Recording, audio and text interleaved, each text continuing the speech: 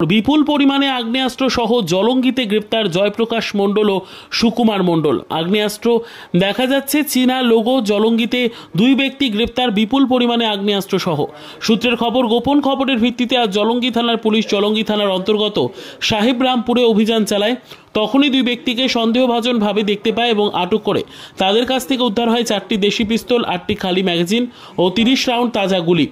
সঙ্গে সঙ্গে তাদেরকে গ্রেপ্তার করে থানায় নিয়ে আসা হয়।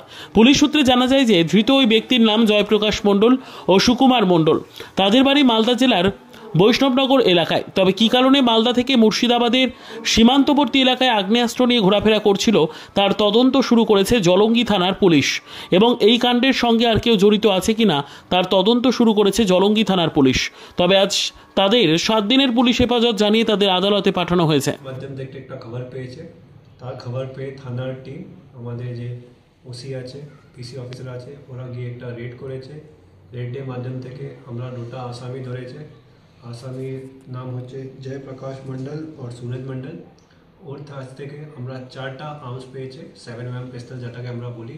তার সঙ্গে আমরা 8টা এমটি ম্যাগাজিন পেয়েছে আর 30 লাইভ অ্যামিনিশনস পেয়েছে।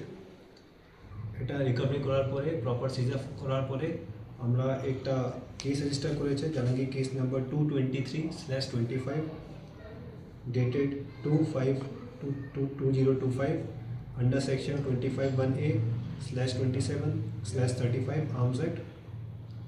এখন আমরা এই আসামিকে যাদের বাড়ি হচ্ছে বৈষ্ণবনগর পিএস মালদা, এদেরকে আমরা পিসি মে নেব।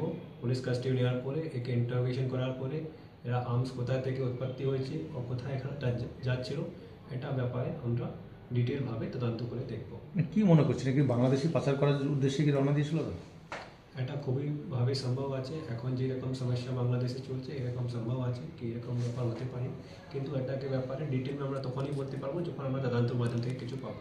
কতদিনের পিসি নেবেন? আমরা এখন 7 দিনের পিসি জন্য অ্যাপ্লাই করছি। যদি আমাদের মনে হবে আর পিসি দরকার আছে আমরা পরে আবার অ্যাপ্লাই করবো। আচ্ছা, এই আর্মসগুলো কোথায় পাওয়া গিয়েছে, মানে ধরা হয়েছে কোন এলাকায়? এটা ধরা হয়েছে সাহেবরামপুর যে আমাদের এরিয়া আছে জাহাঙ্গীর পিএসে, ওখানে আমাদের এই আর্মস ধরা হয়েছে। কিভাবে নিয়ে আসছিল এরা একটা নাইলন ব্যাগ মে করে নিয়ে আসছিল। ওদেরকে তখন আমরা ইন্টারসেপ্ট করে ডিটেইন করে তারপরে ওদের কাছ থেকে নিয়েছি। আচ্ছা, এদেরকে কি আরো কারা জড়িয়ে আছে কিনা বা নাশকতার কোনো জাল বোনাচ্ছে কিনা? নিজেদেরকে আমি নিজে তদন্ত করবো, এটাকে নিয়ে আমরা থানা তদন্ত করবে। এটাকে নিয়ে আমরা পুরো ডিটেলভাবে গিয়ে যদি এর পেছনে কোনো র্যাকেট আছে, কোনো অর্গানাইজড গ্যাং আছে, আর আমরা ওই হিসাবে ওদের বিরুদ্ধে অ্যাকশন নিয়ে ওদেরকে গ্যাংকে পূর্ণভাবে সমাপ্ত করার চেষ্টা করবো। থ্যাংক ইউ, ধন্যবাদ।